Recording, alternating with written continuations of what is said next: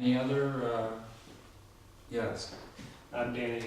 And mainly, I just want to, it's important that I say something because I've been having this really intense body experience throughout. And a bunch of different stuff, and I could get into the specifics, but I'm noticing that now, at the end, I wanted to not speak because it was so much stuff that I didn't know what to pick out and talk about. So my impulse was just to not say anything at all. And so I guess what's most important right now is not that I can, articulate all these different points of the night, but just that there's that place that wants to shut me out, and I don't want to do that. That's my violence. My violence is really, it's very cold. And I've been going through this experience for the past few weeks with this bug infestation in my house, and it's been really intense. And as I was driving over here, I realized, oh wow, spending these past few years and trying to get embodied, and it's been really helpful. And I've completely shut down around my somatic experience during this experience. Because it's been this very real itching, I'm getting bit, and then I'm doing all the things I have to do, so my skin's dry, and it's really maddening, but it's I wasn't, as much as intellectually, I was connecting it to this symbolic experience of oh, the bugs are coming up, and they're crawling in your stuff, and they're chewing you at night, and I could talk about that on this intellectual level. But on the drive over, I was yeah, but you've had that sensation doing, SE, you've had that sensation doing Feldenkrais, you've connected it physically to your psyche much more directly when it wasn't at this kind of more physical crisis level, but you're not doing that at all right now.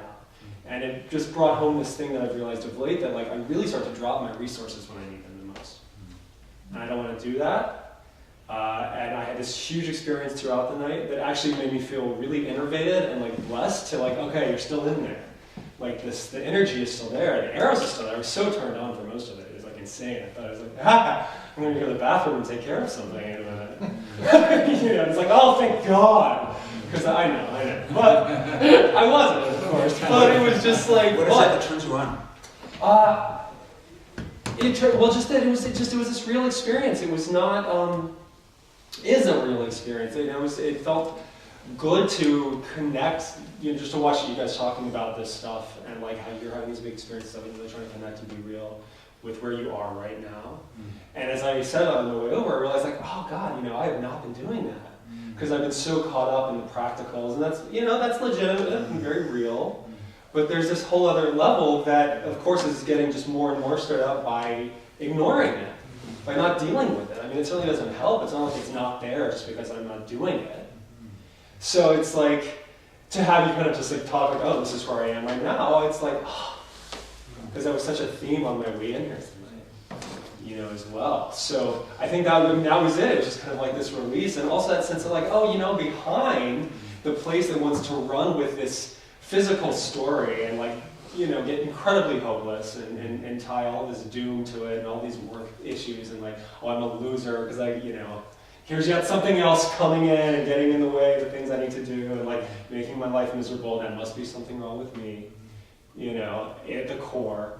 It's no, there's still this thing below that that's older than that, it's bigger than that. It's gayer. It's gayer, Whoa. Exactly. And it got really and that, so mostly I just felt really blessed because I was oh, right, there's the motor underneath, there's the spirit underneath.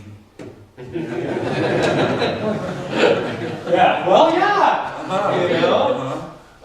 and so, yeah, I just, but it was so many, I was starting to feel really nauseous and dizzy myself at the end, because I was oh, you're trying to stop yourself from expressing this. And this is my allegiance. This is my allegiance to that awful, fucked up power system inside. That wants to tell me it's no. It's well, yes, of course this is all true, and you have this feeling, because they're saying, oh yeah, oh, I'm so good, I can understand these things so well.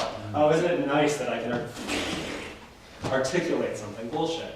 No, that's the way that I shut down and really violent with myself, and ultimately with other people, because then I isolate and don't share, and don't express, and then don't connect. And what's the point of that? So. Wow. Well, thanks for sharing that. Any reactions? Any more reactions to that?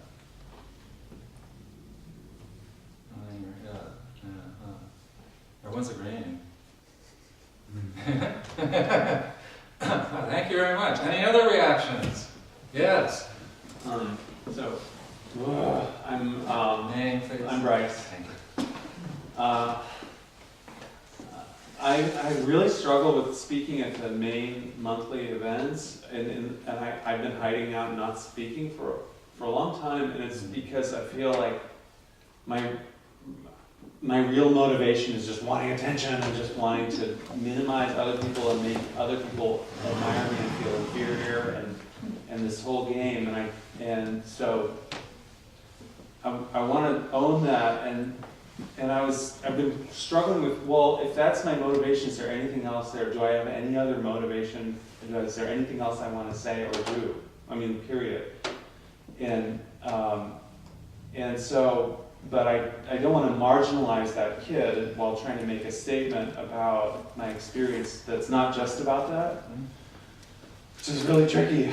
But I did want to say, and I'm getting attacked now internally as well by shame, but it's really cool to hear your experiences of doing this program from the perspective of being in it. I know it's not a therapy group, but it's so cool to hear. It's like almost as if your therapists were like sitting up there talking about their experience, and you're being good to yourselves and feeling mirrored in how it mirrors the struggles that I'm having in my way. I'm getting a lot of toxic, mirrors the struggles that I'm having while I'm in the process of being in the group, which makes me feel more human. Just to hear you talking about your experience in a humane way, and that feels really cool. Feeds your narcissism. Feeds my narcissism. What? No.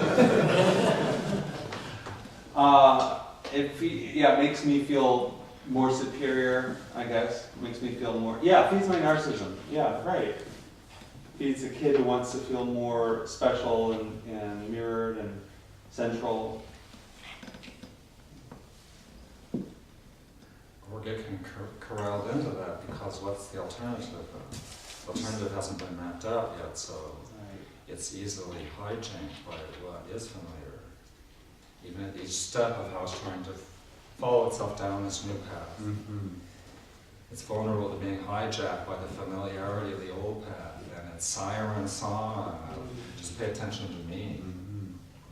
But the new way, then, well, it will seem so feeble, I bet eventually it won't be so feeble if given that kind of chance you're talking about. In spite of what Chris was alluding to, always the narcissism, the wish to be narcissistic comes back in as a way to fill up the seeming like there is nothing else. It's so hard to imagine that one was smashed. Yeah. Alternative. Yeah. To work at that in a serious sense, and not let go of that. Not only shows a kind of commitment, but I experience when someone can commit like that, they always get results. I experience the other side of that kind of commitment being that place that has potential tapped into, okay? Being more than just a neutral, passive thing in there. So that those possibilities that Chris was alluding to, the better possibilities, they might be further out in terms of what gets us to them. That's farther away, the bigger, nicer things. But they're not passive. They're not simply waiting for us to find them, in my opinion. Yeah, oh yeah. So what you're saying, Bryce, about trying to appreciate when you're being narcissistic, that there's another choice about the sense of self, to go the way that your mother didn't notice you, because she wasn't interested in it. As you said, please love me, mother. And she was only interested in her narcissism in regard to that. So that other way, where she would actually respond to your interest in being loved, that way seems like the way of nothing. There was nothing there, nothing happened. So at first, as you try and feel that way of becoming more of a sense of self, the temptations of what you do know, which is the way of your mother's narcissism, are tempting to constantly want to take over. But with that kind of commitment, so when I was back with the fairies, and I saw that some folks had a little bit of the inkling of what, like you're showing, but there was not the structure around that could support developing that kind of commitment. And in a way, all the development that's happened in the many decades since has been really to develop a kind of institutional structure and a framing for this kind of effort, what you're naming, so that you get the support that you need from the framework of the situation you're in doing this struggle, so that you can sustain that commitment in terms of whatever it's going to take. Because in my experience, it's only a matter of keeping with it when one makes the commitment to one's authenticness. It may take a very long time to actually reach that, because the damage may be so terrible that it may seem that all possibility has been removed. You know, that hopeless place, that helpless place, that powerless place. But sure as the sun rises after the night, that was inculcated by the bad parenting. To feel so terribly powerless about it. And that's not how the original wish for love felt, or wouldn't have wished for love and reached out to the caregivers to get that. Whether or not it got slapped down was after the fact, so to speak, of wanting it. I'm saying that's another nucleus of what the self can become if one can work to reconnect with that historical experience before one was traumatized, by partnering the struggle to be a self rather than just what one was trained to be. As you can feel it, it will open up as it moves along. And it's important to do that, I want to suggest. Even in a tough case. Even when it's... He's laughing. And I don't invite, by the way, I don't say that because I want someone to believe my words, or to imagine that it might be true because I said it. Because as you see, I can holler and carry on and be animated and charismatic or whatever in such a way that, or whatever, just because I'm the authority figure. Someone says, oh, I've been trained, I'm supposed to believe what the authority figure says. That doesn't matter. And when I say something is important, in my opinion, I'm saying it because, in my opinion, instead of for me saying it, it's important. Not because I'm saying it. And in my opinion, the proof will come out in the pudding. Is you keep this up, Bryce, in my opinion, you will eventually find, if you just persist, but no one can guarantee, neither you nor me nor the facilitators, anyone can predict how long that's going to take. Okay, but in every case I've seen, I've been working on this since one form for a long, long time now. The other side, so to speak, where one wants to get to is not this passive nothing that just waits for us to get to it. It's very interested in having a partner, so to speak. Even if that place that wants to have a partner that is not known in any way by the partner, except as some absence. Well, that's where my mother didn't love me. I reached out to her to want to be loved, and she didn't love me. She did all these other awful things, but she didn't love me in the way that I wanted. She didn't see me and attune with me and so on and so forth. And I'm saying that place in you that wanted to be gotten in tune with, by you doing what you're doing, you're getting in tune with it. And these guys, the facilitators, are doing that with themselves, and they're also working with you to do that, so we have this intersubjective aspect of attunement as well that gets worked on. They're getting in tune with what you have to work on as they work with you, as they facilitate the group. And the other trainees too, as you talk about what you're struggling with, and you talk about this alternative way of path that the self could grow, then the way of how you were trained and battered and bashed, then that gets more seen related to by the other trainees.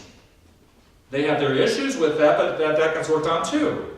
And so this experience of being in tune with the other way that never got any attunement grows. Could not happen when it was less supported, with less organized of a structure around it. That's why it's had to have become more dense, more serious, more committed, until now it's become the Institute, and then these different levels of training vis-a-vis what the Institute is, how it functions, and what it's trying to understand better. And is very interested in inducting others at this more involved level. Because I see from past experience that lesser involved levels don't produce too much of a result.